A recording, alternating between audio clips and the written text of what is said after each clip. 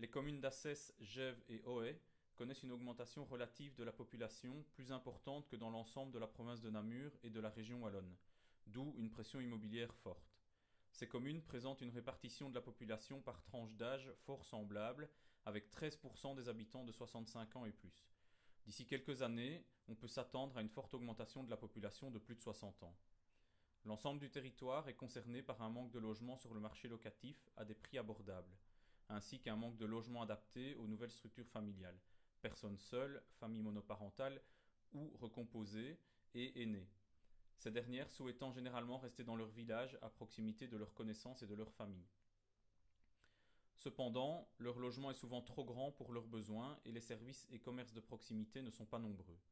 Dès lors, la création d'un deuxième logement dans une habitation existante peut répondre à cette double problématique, une forte demande sur le marché locatif et une réponse à la solitude des aînés. La solitude pour les personnes de mon âge, même si je ne suis pas encore très âgée, est importante. Être seule tout le temps, parce que c'est mon choix, je trouve que la solitude, c'est très difficile à vivre et qu'il faut pouvoir partager avec les autres qui ont encore moins de facilité que moi. Un logement qui est très grand et qui est proportionné à mettre un couple ou une personne plus âgée. Ici, il s'agit d'une habitation qui date du début des années 80, qui a la particularité d'être construite de plein pied. Ça veut dire que tous les espaces de l'habitation se trouvent au rez-de-chaussée. Par contre, elle bénéficie d'un volume complémentaire dans le comble, qui est un volume qui est tout à fait aménageable dans le cadre d'une division de logement.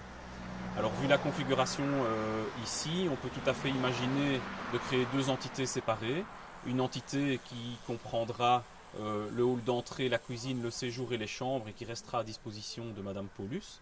Et on pourrait mettre à disposition d'un deuxième logement le garage par lequel on ferait l'accès principal, ainsi que l'ensemble ou une bonne partie du comble qui serait réaménagé pour les pièces de vie du deuxième logement.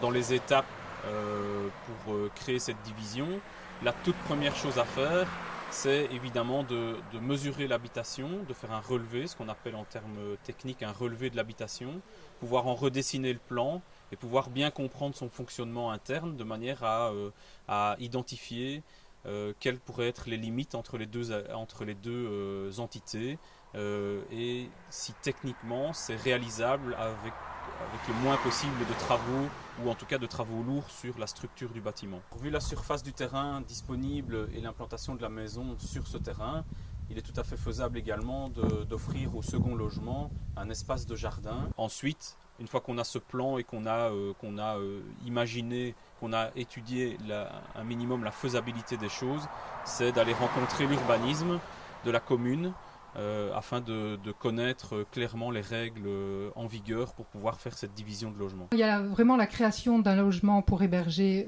une nouvelle personne, donc en dehors du noyau familial, création d'un deuxième logement. Le code été nécessite le fait de faire un permis d'urbanisme. Le cas qui nous occupe ici est la création d'un second logement dans une habitation déjà existante. Pour ce faire, il faudra qu'un numéro de police, un numéro d'habitation soit attribué à ce logement. Ce numéro sera attribué grâce à un permis d'urbanisme. Mais dans le cas où ce logement est inférieur ou égal à 28 mètres carrés de surface habitable, un permis de location devra aussi être demandé. Ce permis de location pourra être réalisé par un enquêteur agréé. Il fera une visite du logement à louer, il fera un rapport qui sera déposé au collège communal et ce dernier attribuera ou non le permis. Si elle ne touche pas aux structures portantes vraiment de son habitation, donc il n'y a pas d'extension non plus de volume qui engendre justement le fait qu'il y ait des interventions sur des murs porteurs de la structure, ce sont des interventions légères de type aménagement intérieur, de cloisons ou de réaménagement de pièces, mais voilà, qui n'impactent pas, je dirais, sur la stabilité globale du bâtiment. À ce moment-là, une dispense d'architecte peut être accordée. On ne doit pas demander de permis pour l'aménagement d'une chambre existante ou la création d'une nouvelle chambre dans le cadre, par exemple, de logement kangourou ou de l'accueil d'un parent. Mais également, il y a un deuxième cas de figure, c'est l'utilisation en colocation d'un logement unifamilial existant ou d'un appartement. On se fera un plaisir d'accueillir donc la personne désireuse d'avoir ces renseignements. On est évidemment souvent le premier maillon au niveau des citoyens pour donner ce genre d'informations, donc on reste toujours à la disposition des gens. La commune d'Ohaye a pris une politique de logement en début de législature qui vise vraiment à offrir des logements adaptés, à la fois en particulier pour les aînés et les jeunes, mais parlons ici surtout des aînés. Donc des logements qui vont pouvoir permettre aux citoyens ohayetois vieillissants, dans l'idéal, de rester au maximum chez eux. Donc l'offre évidemment de solutions est multiple et diverse et on y travaille et ça prend du temps. Mais spécifiquement dans les différentes pistes que nous avons analysées, il en est une qui est la division de logement, qui part du constat que souvent les personnes doucement vieillissantes se retrouvent seules et parfois dans une maison beaucoup trop grande à entretenir. À l'origine, je crois que les familles qui se sont installées à la campagne, en tout cas, avaient les possibilités, vu le prix du terrain aussi et les différentes typologies d'accès au logement, avaient plus de facilité pour avoir des grands espaces et des maisons beaucoup plus grandes. Il y a un potentiel de division de logement quand on voit les différentes maisons. Il y a typiquement aussi une envie, mine de rien, de vieillir dans son village.